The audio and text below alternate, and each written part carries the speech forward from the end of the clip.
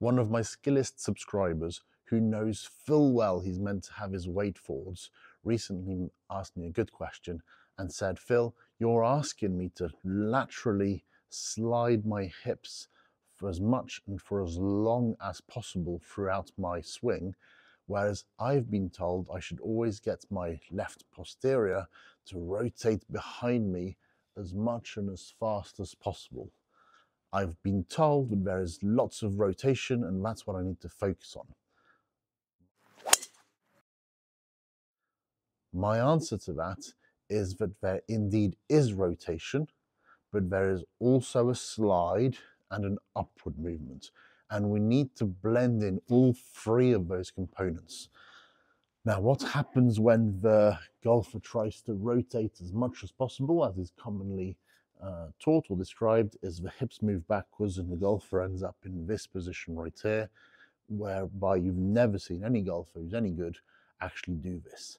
What do they all look like? Something like this as they come through the ball. Why? Because it enables them to make good contact with the ball, to have a relatively straight direction and be able to hit the ball far enough. It's a really important aspect enabling you to play your best golf, controlling the ball quite simply. So what's really important to note here is that I was not telling my subscriber that there is no rotation in the golf swing. So when you hear me say that the hips need to laterally slide like so for as long as possible, as much as possible, that doesn't mean there is no rotation.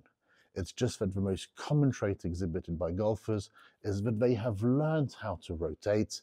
They haven't necessarily learned how to shift their weight forwards as they're doing it. And that is the key critical part to understand. It's not that there is no rotation, there absolutely is, but there is also an important element of slide, of weight shift forwards, and that's what invariably golfers are missing. So that's what you need to concentrate on. And it's very important to note that actually, as you do this, and I'm doing this just standing upright, if I'm sliding my hips as much as I can for as long as, you're probably noticing I'm starting to rotate here as I'm doing it. And the reason is, as you slide to the forward side, you're inducing a side bend. So my upper body is starting to side bend to the right, like so. As your spine side bends to the right, it induces a turn in the opposite direction. So the more I get my hips forwards like this, the more I'm going to start to rotate almost inadvertently to me, subconsciously. I'm not aware of it.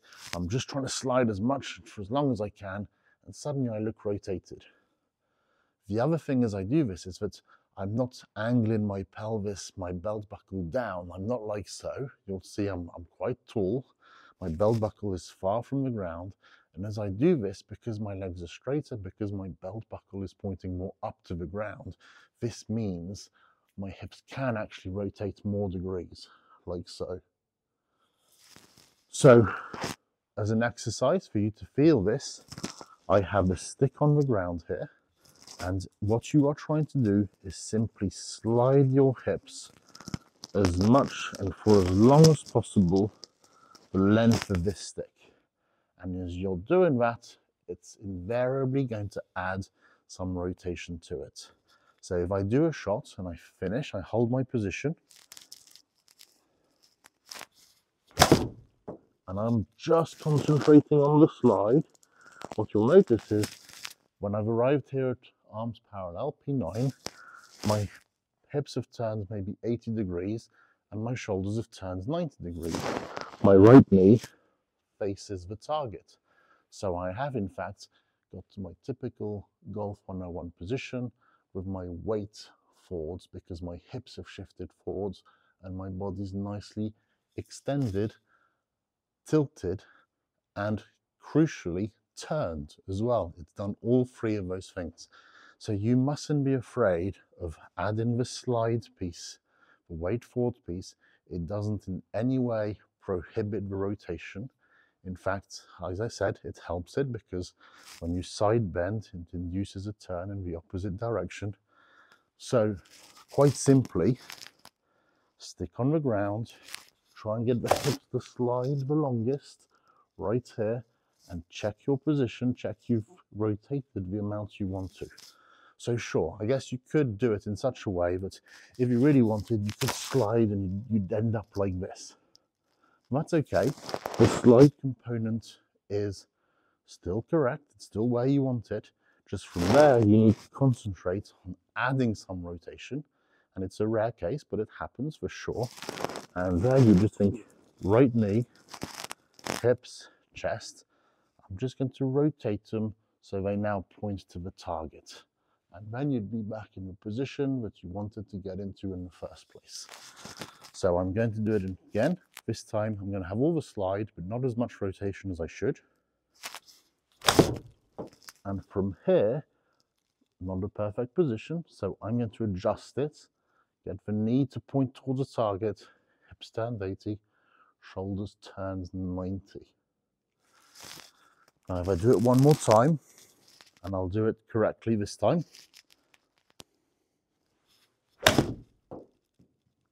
So I'm in position, hips have turned 80, shoulders have turned 90, the hips have slid forwards as much as I could get them to. And the longer the club, the more important this is. So back to the point my subscriber made, is there rotation in the golf swing? For sure, there has to be. It's very, very important. This is a position you'll see over and over among the world's best players.